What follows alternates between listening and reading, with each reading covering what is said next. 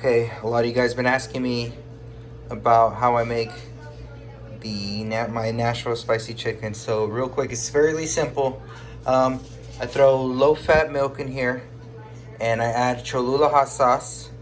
And along with Cholula hot sauce, I add a little bit of paprika and light salt and pepper in there, and I throw that in the blender. I grab either chicken tenders or chicken fillets and throw those in there for about 2 to 4 hours. 3 hours is good. And then over here for the flour, what I have here, I use just standard flour. Excuse that little voice crack, sorry. Standard flour and paprika, salt and pepper, and a little bit of garlic powder. And you just kind of give it a mix up and everything. And I don't want to obviously make a freaking mess. Sorry. Alright, so I have my helper here. She's gonna display what I do now. Okay. She lets it drip off. Okay, now she's gonna place it in there with her right hand.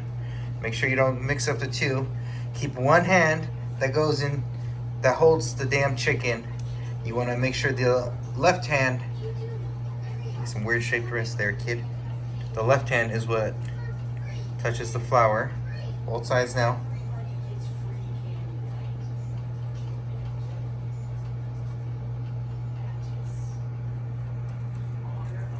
And cover every part that looks like it was wet.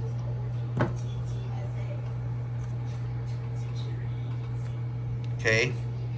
Now this is the important part. How you get it that extra crispy look to it. She's gonna double dip it back into, with her right hand, thank you.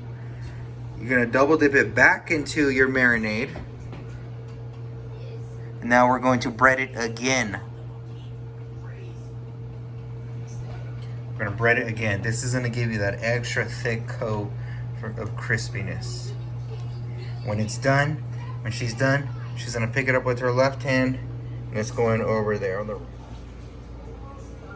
chicken is ready to go on the fryer. I use a cast iron skillet. I have it at medium flame, and it's heating up right now.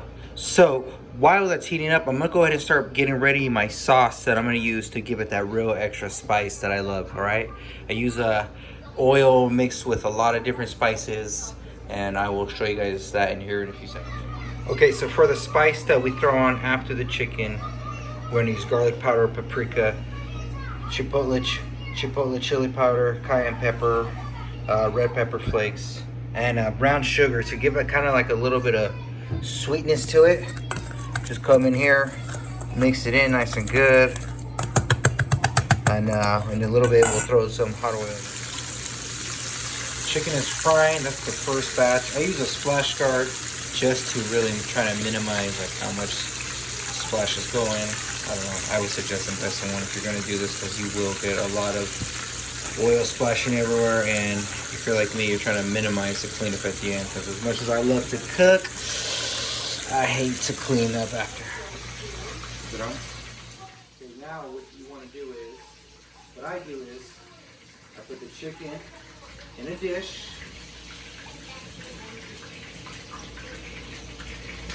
Get closer, you can see. We're gonna put the chicken in a dish. We're gonna throw it in the oven. It's already set to 250 so it doesn't overcook the food and it stays nice and warm. And we're ready to go when the rest of the chicken comes out. All right, there's all the chicken right there ready to go.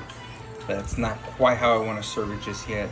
So what we do is we get the chicken oil, the oil that was used to make the chicken, go back to that spice that we made earlier. Now we're over here now. Go ahead and get some oil. We're gonna dip it in there. Come back again.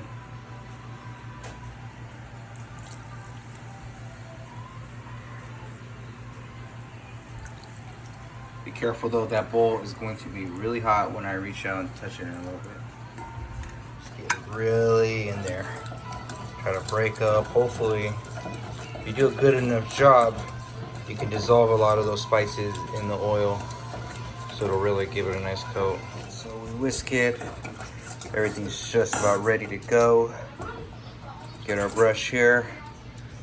Giselle says she doesn't want too much spice, so we're not gonna go hectic on the spice today. But just there you go, look at that right there.